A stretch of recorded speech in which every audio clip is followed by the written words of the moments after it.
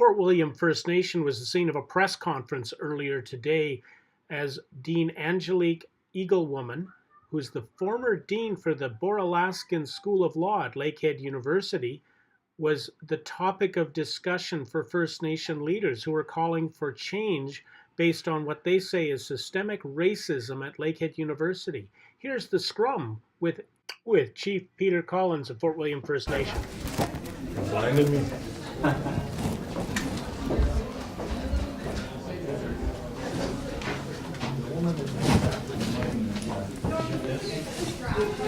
What did he say?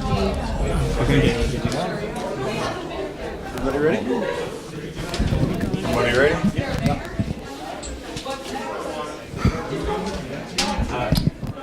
What do you hope comes out of this press conference here today? Well, first of all, we hope that the dealing of the dean will be looked at and maybe some inquiry done by the Board of Governors on systematic racism that has been portrayed in the university. And I think also a couple of things that make sure that an Indigenous person is rehired to fill that seat as the dean, and also a board seat for our community whose territory they occupy today. So I think that's a couple of steps in the right direction. Talking about truth and reconciliation, I mean, they're a school that is supposed to be teaching that to our people and to other First Nation communities and non-Aboriginal communities, so that they understand the traumatic issues that we dealt with over years and generations. So, I mean, there's a lot of work that has to be done, and hopefully the Board of Governors agreed to a meeting with us and myself and my community. You mentioned some of the work that Lakehead University has done towards reconciliation. So were you surprised when you heard of these allegations of systemic racism, or is it just something that's... Well, absolutely. I was surprised. I was shocked. I got an email. I was on the road, and then I got an email saying that she had handed in a resignation or drafted up a resignation letter and be submitting it. And when the university talks about working to deal with truth and reconciliation, I mean, they had an opportunity to deal with it in-house, and I think they missed the boat on this one. You have some recommendations here for the university, including offering Fort William First Nation, kind of a leadership role and a seat at the table in hiring people. Why is that? Well, it's within our traditional territory, the lands that the university has been built on. It's again, I go back to we're the original signature of the 1850 treaty in this territory. These are our homelands. These are our traditional territories. And we are responsible for what happens in our area, in our territory. One of the things that I'm hearing is, one, that the Indigenous mandate, the law school wouldn't exist without its Indigenous mandate, and that there was a lot of, I guess, involvement from First Nations in the development and planning stages of the law school, and that somehow along the way has been lost. Is there anything, I guess, set in place at this point that you guys can, I mean, you're asking for a seat on the Board of Governors or the Aboriginal Council. I guess, how did this fall through?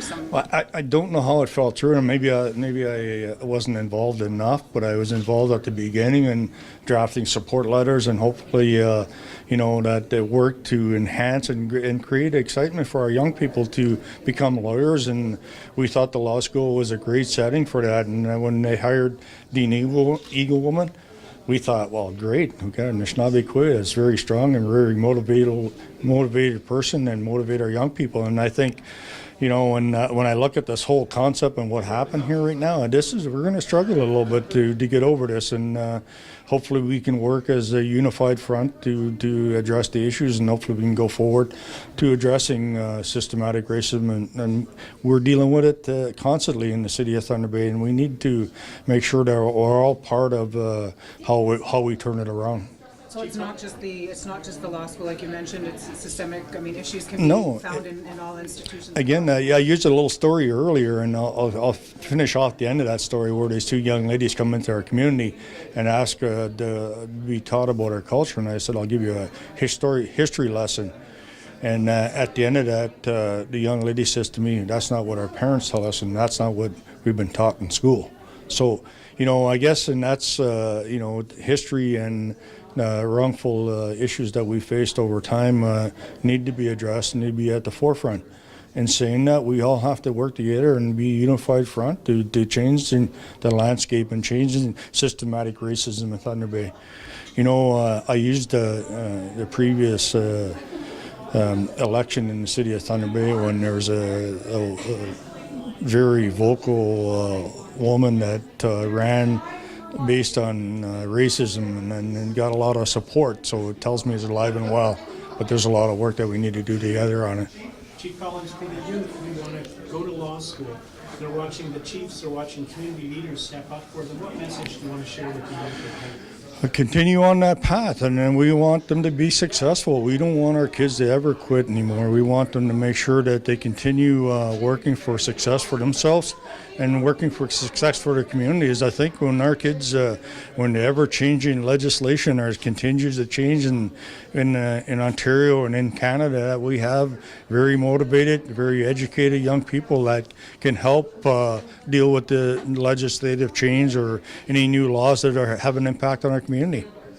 With regards to these recommendations, have you had any contact yet with the university since We haven't had any contact, but our letter we just finalized everything this morning, and I'll be submitting the letter to the Board of Governors. Will you be reaching out, or do you? Yes, hope they reach no, out to you? no. I hopefully they reach out to me once the letter is submitted to them, but I'll also follow up with them.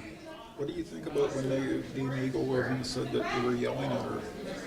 Well, that to me is just wrong. I mean, we're in a society now that we're in a work environment that's bullying to me, and we can't scream at our employees, and we can't scream at anybody. I mean, no matter what ethnic background you come from, if you start screaming at an employee, you're going to pay for that, and that's things that need to be addressed.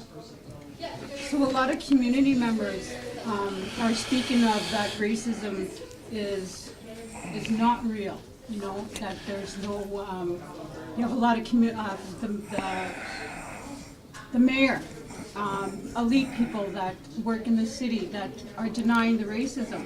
And the dean is such a prominent woman who worked so hard to get where she is today. What is that speaking about Thunder Bay? Well, to me, here's the way I look at racism. It's on both sides, on First Nation and non-Indigenous people, that racism is alive and well. I mean, when we were brought up as kids, our folks thought us, the non-Indigenous people stole our land and stole our rights, and the non-Indigenous, well, you're encroaching on our territory. And so, I mean, it's a two-way street, and it's alive and well. That's the way I look at it. We need to address it.